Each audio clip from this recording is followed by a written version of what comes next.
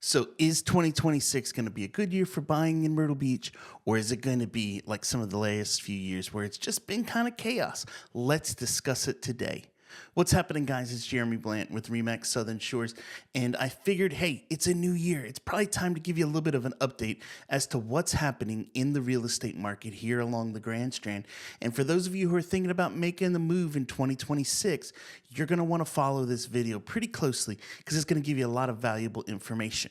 So one of the ways that I like to keep track of on kind of the pulse of what's happening in our area is I check a lot of stats. I can sometimes be a little bit of a data geek, a little nerdy with those types of things. And this video today is going to definitely be more along those lines than some of the other ones I've done in the past.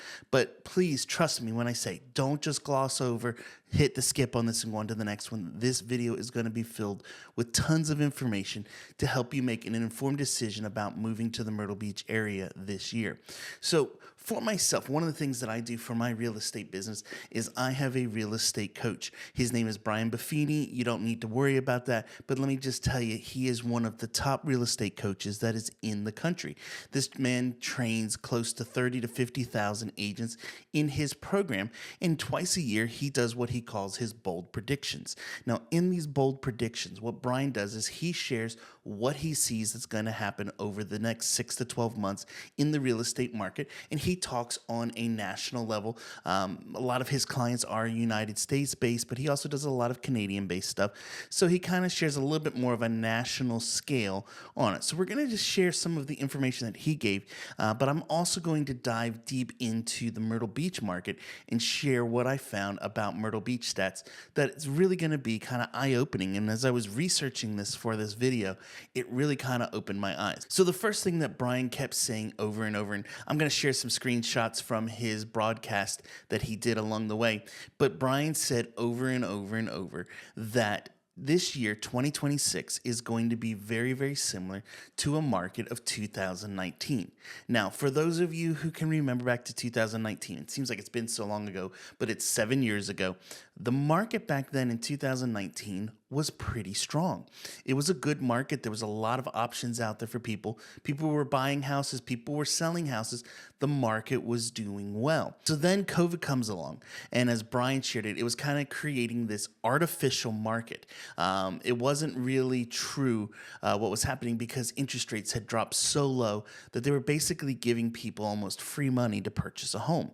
But what we're going to see in these stats as we start looking at some of these slides is that he said over and over, we're going to see the same as that we saw in 2019. So the first thing that I want to take a look at and check out this graphic is that we're going to see inventory pretty close to what we have here in 2019.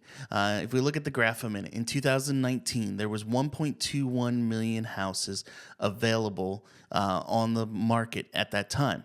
Then comes along 2020 and COVID, and we dropped down to 734,000, then 566,000, then back up to 750, 738, and then as 2024 comes in and rates go up, the inventory started to rise, and now here we are back in 2025, and we've gone from 1.21 million listings to 1.36 million listings across the country. So you can see it's pretty similar to what we had back in 2019. So inventory, and that's one of the big factors that determines, is this a seller's market? Is it a buyer's market? As I've shared in the past, and I'll say it a couple times through this video, Lawrence Yun, who is the chief economist for the National Association of Realtors, states that an inventory of 6 months of properties is basically a balanced market. Anything less than 6 months is considered a seller's market, where the sellers are in control and they can kind of command prices and demand what happens in the market.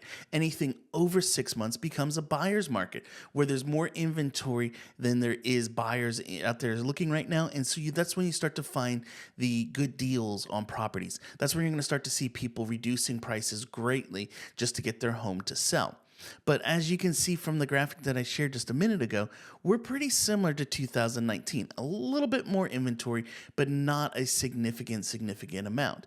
The other thing we have to take into consideration with this is that the population of buyers has also increased dramatically from back in 2019. There's a lot more people in the United States right now than there was back in 2019 that are ready to buy a home today. As I was sharing about with the month supply, if you look at this graphic here, it shows in 2019 we had basically 4.4 months supply of inventory. Then we get over here into 2020 where it goes down to 4. Then COVID hits in full swing and we have that artificial time where things dropped all the way down to 2.6 months, then 3, 3.1, then 4.1, and we're now at 4.7.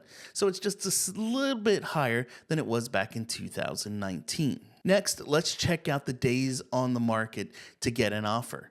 If we look here back at 2019, it took then 36 days to get an offer.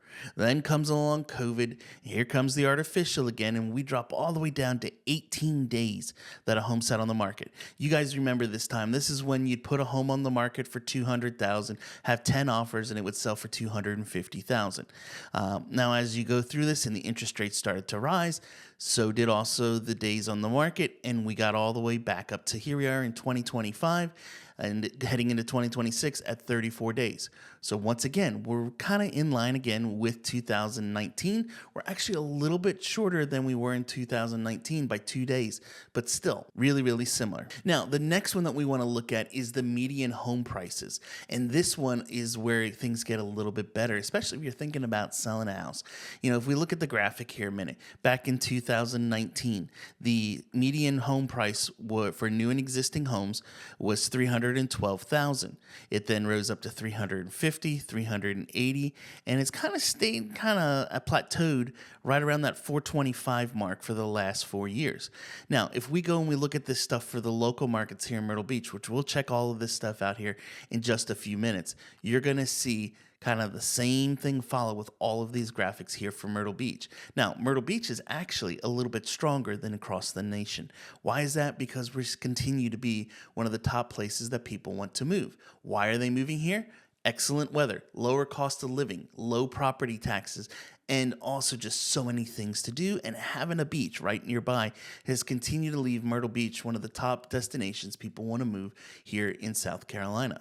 All right, now here's one of the things that really kind of drives the whole market, the inventory, all of these different things. And this one will kind of make sense of everything that I've shared so far. If we take a look at this graphic here, this one shows mortgage rates. So if we look at mortgage rates and this is from the last week of November for the last several years. If we look at 2019, back then, interest rates were 3.68% on average. Then they dropped down to 2.72 and then 3 in 2021. Then comes along 2022 into 2023 where interest rates jump up dramatically. We went from that 3.1 up to 6.5 in basically a year's time, and then all the way up to 7.2. And these were averages. Some companies were higher. They were up close to 8% at the time. But as you can see, the last 2 years, interest rates have slowly started to come on the decline a little bit. They went from 7.22 to 6.81, then from 6.81 down to 6.23. So what does this mean? So as you can see, obviously back in 2021, this was an artificial market that we were in right then.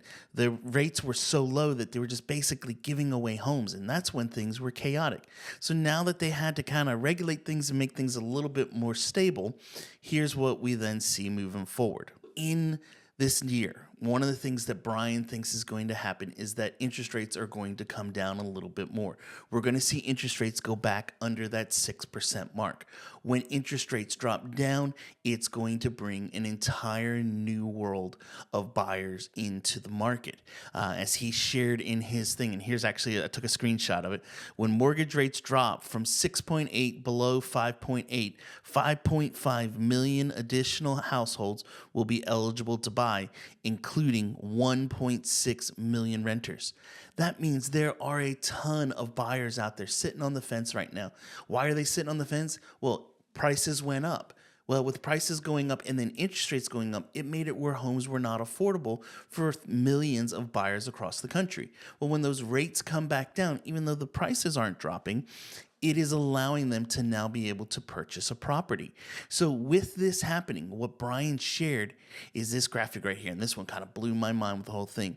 But when mortgage rates drop from 6.8% to below 5.8, there will be an additional 550,000 home sales. That is huge. That means that there's over 500,000 buyers out there that this year should be coming to market. Why are they going to be doing that? Because interest rates are coming down. I actually saw just yesterday some of my mortgage friends online posting that interest rates are now back under 6%. They were 5.99, but they were under that 6%. Why does it also mean that over the last year and a half have we seen so many new home sales? Well, the builders are putting in incentives to help buyers to purchase there. They're allowing people to buy homes at 4.99% interest rates, or 4.75 I've seen with some of them.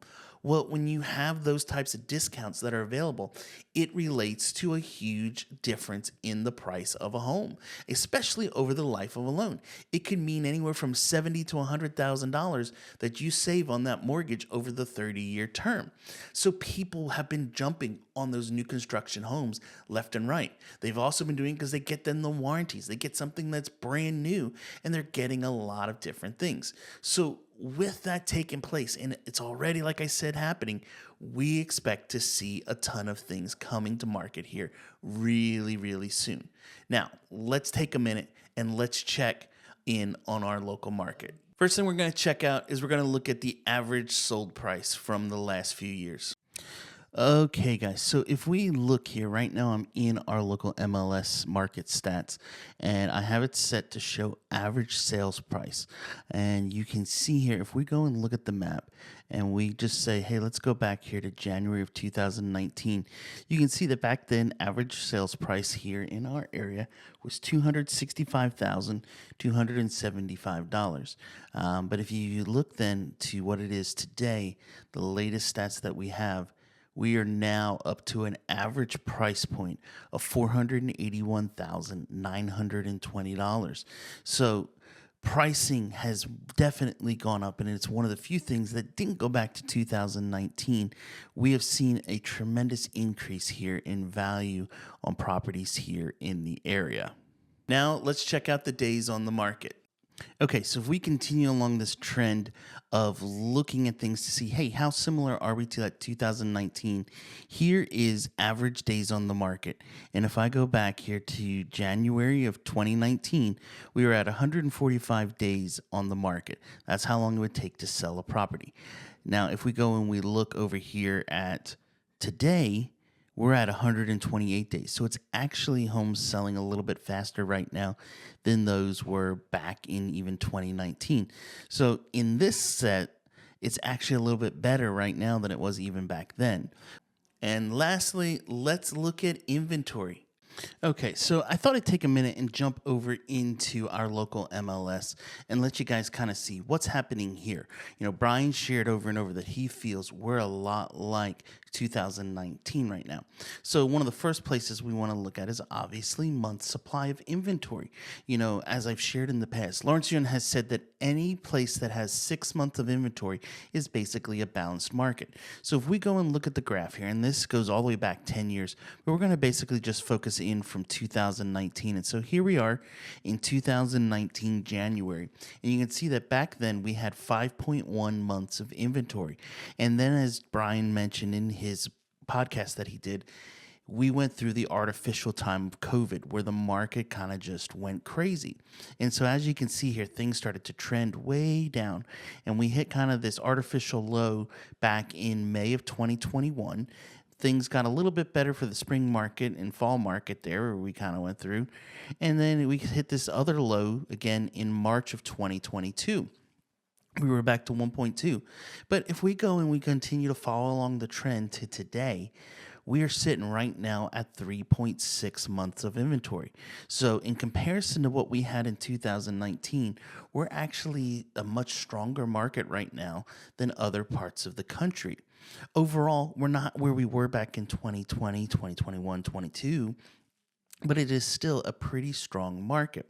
So if you're thinking about buying, just know there's going to be some options there right now. We have more options than we've had in the past few years, but there still can be a little bit of competition that you might have to deal with. All right, so what were Brian's big, bold predictions? Well, here is one of them.